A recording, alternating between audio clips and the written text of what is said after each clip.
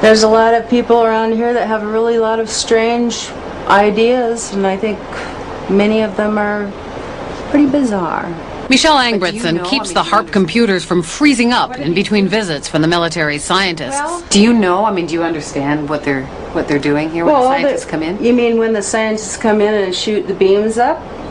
Yeah, they're shooting the beams up, and I think that heats a little small space in the ionosphere, and then you've got guys that are sitting on computers, and you've got people putting up weather poles that measure weather and everything like that. I mean, there's something spooky going on here.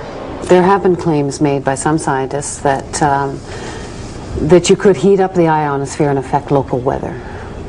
If you were to do Eastland patents, I have no doubt that's the case. Claims are being made that it could disrupt global communications. Global? That it could shut down another country's communication system and enhance your own. Not HARP.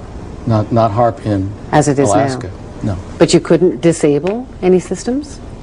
Those that use, if the systems used a path which was accessible to the HARP beam, yes. Starting to sound like Eastland's invention to you?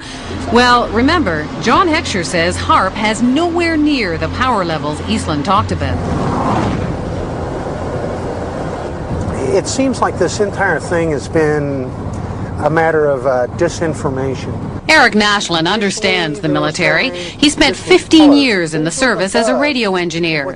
He knows deception. It came to our attention that there was a document, a technical memorandum, I think it was 195 or something like that.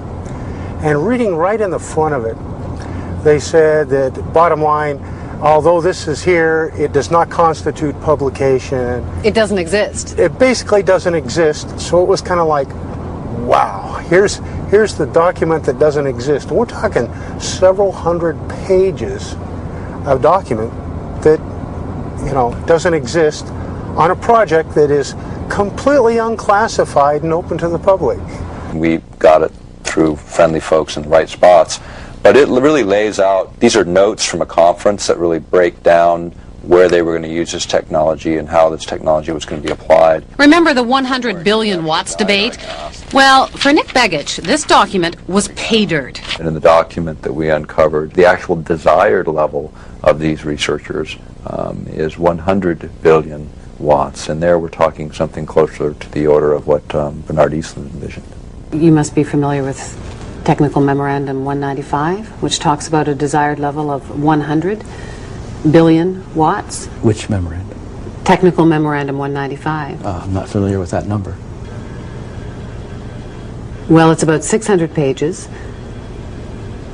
and it's. I mean, you may not acknowledge it because it hasn't been published, but it exists. I've seen it. I don't know what Technical Memorandum 195 is because I haven't seen it.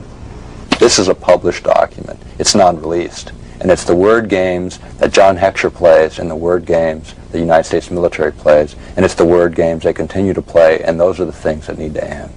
Zap incoming missiles, disrupt global communications, and engineer the weather. And ready? There's one more.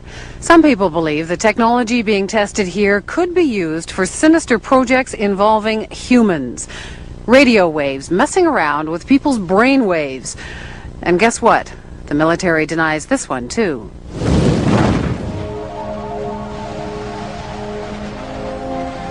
The human mind is subject to being affected by radio frequency energy, and that's what this device is. In other words, you can move the moods of large populations using this kind of technology. So now we have not just maniacs in the Pentagon, but a bunch of Dr. Strangeloves? Pretty weird stuff. But scientists have been experimenting with radio frequencies on animals' brains for decades. And the military has followed it all very closely, especially once it found out the Russians were onto it. It was all kept a deep, dark secret by the two superpowers. Back in the 60s, the Soviets began zapping the American embassy in Moscow with a low-frequency beam. No one knows for sure what they were up to, but one theory is that they were trying to mess with people's central nervous systems. And one report did say the diplomats got depressed a lot. And hey, just think of all the nifty applications against the enemy. Why blow people up when you can drive them crazy? From documents dating back into the early 80s, we see that the military had discussed the possibilities of mind control through radio frequency energy. The possibility is there. The military has studied it. A 1982 Air Force report called radio frequency energy a major new research initiative and said that RF can, quote, disrupt normal purposeful behavior. A 1987 military report called for more research on RF energy as a non-lethal weapon, while pointing out that most of the existing technology is classified. And sure enough, in 1993, there was a big conference at Johns Hopkins University. Here, the entire conference was classified. But the agenda wasn't, and weapons using extremely low radio frequencies, or ELFs, were listed as a very attractive option. Is it just a coincidence that there's been all of this talk and that HARP will be experimenting with this? Is that all just coincidence? I believe the ability of ELF to affect the mind is a side issue for us. It may be real. I can't say. It's been exceedingly difficult to find information on what is supposed to be a major new initiative of the military. All we see is HARP. Well, then I'm being kept in the dark, if that's the case. The question is, could they, would they? And we believe they can, and we believe they will. Somewhere, at some point, all of this technology merges at some level within the Pentagon, and it happens to be in Alaska, and it happens to be now. It isn't just conspiracy theorists who are concerned about HARP. In January of 1999, the European Union called the project of global concern and passed a resolution calling for more information on its health and environmental risks.